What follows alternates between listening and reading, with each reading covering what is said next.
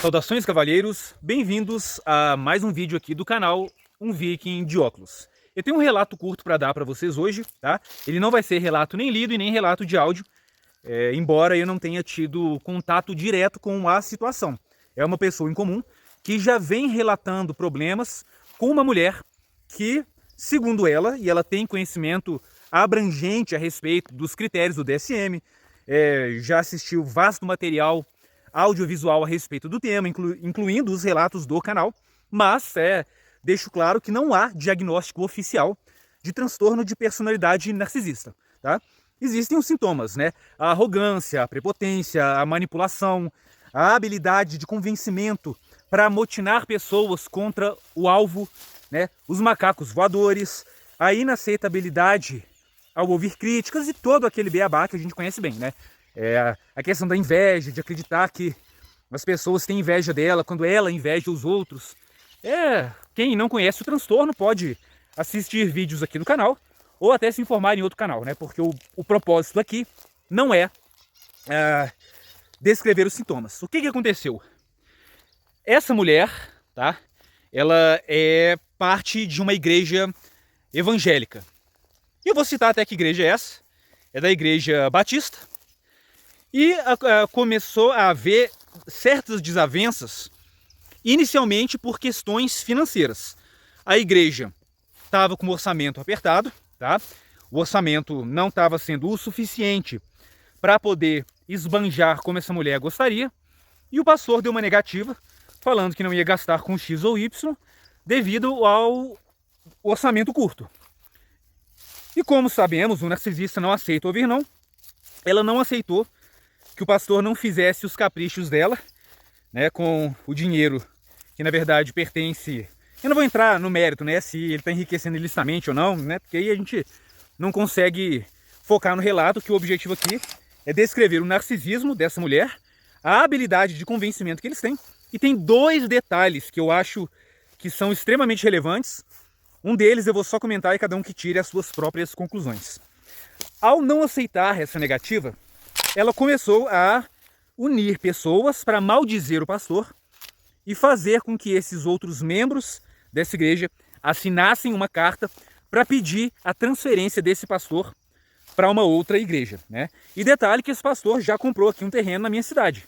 Olha só o que é que uma pessoa que não aceita ouvir não e que tem tendências controladoras, independentemente se ela tem o diagnóstico de narcisista ou não, tá? Porque muitas vezes a gente se apega no diagnóstico e a pessoa não precisa de estar laudada por um psiquiatra para poder causar uma grande destruição por motivos triviais, como nesse caso, na vida de terceiros. Então ela fez com que essas pessoas assinassem a carta, houve o desligamento deste pastor da igreja, ele comprou um terreno aqui, queria fazer a vida aqui, e qual foi o seu maior crime? O seu maior crime foi não aceitar gastar em excesso, né? Aceitar com que os luxos de uma pessoa que não aceita ouvir não fossem concretizados. E é uma postura de líder. O líder ele tem que fazer aquilo que é melhor para a comunidade, né? Ele não há nenhuma evidência de que ele estivesse desviando dinheiro ou usurpando bens que pertencem à congregação e não ao salário dele, nada disso, né? E olha só que detalhe curioso. Tendo exposto já a periculosidade desses indivíduos, como a gente está careca de saber aqui no canal, na carta, duas coisas me chamaram muito a atenção, tá?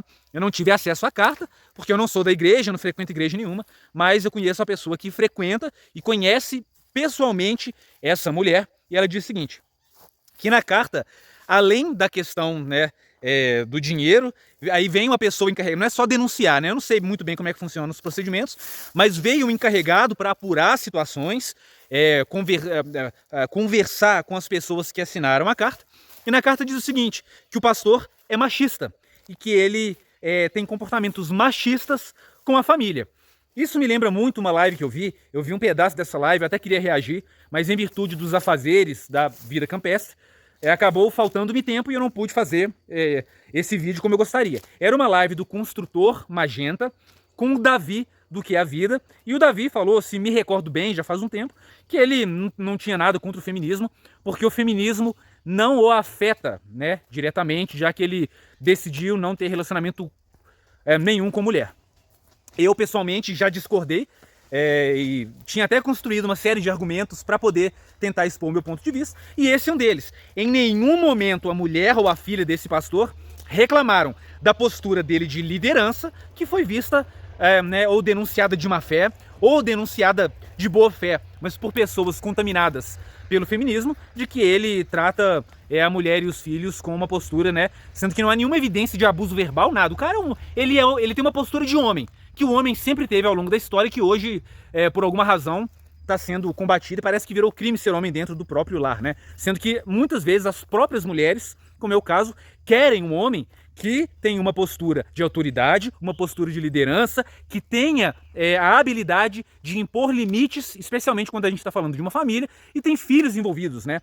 Porque se você não tiver, eu não estou falando de tirania, eu estou falando de impor limites e respeito com pulso firme, para você até evitar que o seu filho adolescente no mundo moderno se desvie para caminhos tortuosos e que podem cobrar um alto preço no futuro por falta de uma orientação paternal, tá? Então, a gente nota que tem esse aspecto nessas igrejas, que hoje a gente vê pastoras, mulheres, né, uma coisa que não era muito comum na igreja. Não vou entrar nesse mérito se a Bíblia diz que apenas os homens podem ter papéis de liderança, muitos usam esse argumento. Mas como aqui não é um vídeo sobre teologia, a gente vê hoje também mulheres nessas posições de liderança como pastoras, e o que é curioso é que nessa carta havia dois aspectos políticos, tá? Esse primeiro, de cunho absolutamente feminista. A gente vê então que existe uma presença cada vez mais notável, porém ainda insidiosa, porque a gente tende a ver... a gente faz associações, né? É que a igreja, o cristianismo, seja católica, protestante, ou seja lá o que for, essas igrejas neopentecostais, elas têm uma aproximação maior do que seria considerado o espectro direito da política, né? E a gente associa a direita com posturas naturalmente antifeministas. Só que o feminismo, eu gosto muito de uma frase do Dr. Enéas, que vai até bastante além dessa questão de feminismo, e ele diz que a questão da esquerda e da direita hoje são muito complexas, pois os conceitos se miscigenaram muito. Muitas vezes a pessoa que tem uma posição hoje tida como antifeminista, ela é na verdade uma antifeminista de terceira onda, né? Ela é contra os excessos, a negação da biologia, certas afirmações extremamente generalistas e cruéis com os homens, tendo homens por quem essas pessoas têm afeto, sejam pais, maridos, irmãos, ou até os próprios homens, né, que são antifeministas, mas antifeministas de terceira onda. Porque quando a gente pega determinadas ideias do feminismo de primeira e segunda onda, a gente consegue perceber claramente, né, quando a gente pega e estuda, assenta, estuda com escrutínio, se devota a esse tipo de tema, a gente consegue perceber que a maioria dos homens também, tá? Não vamos falar só da mulher, seria injusto, dos homens e mulheres foram contaminados em maior ou menor grau por ideias que foram implantadas na sociedade pelo feminismo de primeira e segunda onda. Então veja bem, a gente não tem, na verdade, uma oposição real, porque aquilo que é considerado na política uma oposição a ideias feministas na verdade, um tipo de comportamento que poderia sim ser descrito como feminismo brando, né, mais insidioso, mas isso ainda não está tão descarado assim, a ponto de todo mundo perceber, né? Tanto que quando pastores, padres, pessoas que se alinham a determinadas ideologias, muito abertamente elas sofrem uma onda de ataques. Porque realmente, como eu falei, é insidioso. Já está ali essas manifestações feministas no seio da igreja católica, protestante, boa parte dos membros das igrejas evangélicas, não por má fé, mas às vezes sem se aperceberem de tal fato, já expõem opiniões que um cristão há 100 anos consideraria até mesmo uma opinião repudiável, condenável, né? Enfim, eu vou economizar aqui os adjetivos. E se você não é cristão, não tem problema, eu também não estou falando para você ser ou não fazendo propaganda pró nem contra o cristianismo aqui. Mas citando, né, um fato, que as igrejas são supostamente antifeministas, mas na prática, nos membros não é isso que a gente tem visto, né? Inclusive, olha só que curioso, uma coisa que eu desconhecia. Os fiéis podem se juntar e apresentar denúncias por um pastor estar sendo conservador, né? Ou estar seguindo a Bíblia, porque a Bíblia é um livro largamente conservador. Quem não gosta é só não seguir, liberdade de crença, vida que segue, não tem problema algum. E o outro aspecto, esse eu não vou comentar muito, né? Não é de se surpreender do ponto de vista político, porque nós sabemos bem que as igrejas, especialmente as evangélicas, elas têm uma aliança muito clara, financeira e de apoio ideológico ao Estado de Israel.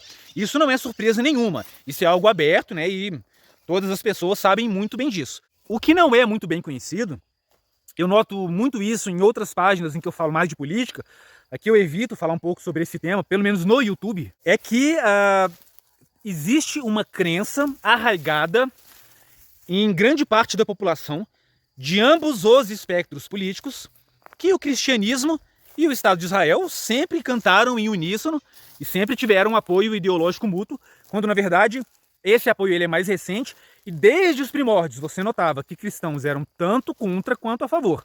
Antes mesmo de 1948, na época do mandato britânico na Palestina, a gente percebia que cristãos maronitas já estavam se opondo ferrenhamente a esse Estado. Alguns cristãos evangélicos já apoiavam a Igreja Católica. Inicialmente, vários líderes sempre falaram contra, hoje não é uma coisa tão bem dividida, embora os ramos, né, sede-vacantistas, cristãos mais tradicionalistas ainda preservem uma opinião mais ou menos nessa linha de oposição, né? Mas, enfim, eu não vou falar o que eu acho, eu deixo de achar, até porque esse tema não é um tema muito legal de ser abordado em determinados tipos de plataforma. Mas olha só, então a gente tem 3 aspectos curiosos. Primeiro, uma pessoa narcisista consegue facilmente manipular pessoas a ponto de essas pessoas se virarem contra o líder da própria igreja sem motivo, tá? Porque a gente pode se rebelar desde que a rebelião seja legítima, o que não é o caso em questão. Segundo, que os argumentos usados para desmoralizar e desvincular o pastor da igreja têm cunho facilmente identificável como cunho feminista. Apenas aqueles muito cegos, né, para essa ideologia não conseguem perceber que o homem ter uma postura de líder sem tirania dentro de casa não é algo ruim e que muitas mulheres desejam um homem com postura de homem, um líder com postura de líder, um pastor que segue a Bíblia e que tem postura de pastor, e não um pastor desconstruído. Tanto que a própria esposa dele nunca se queixou de nada. E nessa análise a gente vê que aquela conversa que o construtor teve com o Davi, mesmo que você não queira se relacionar, o feminismo não me impacta. É claro que ele te impacta. Ele te impacta não apenas no jurídico, mas no social, ainda que você se abdique de um namoro. Você pode ter uma relação natural, por exemplo, com uma irmã sua, tá? E essa relação ser taxada de uma relação abusiva por causa de uma mentalidade feminista. Então, se você vive em sociedade, não é um eremita, você vai sim ser afetado por essa ideologia, quer você queira, quer não.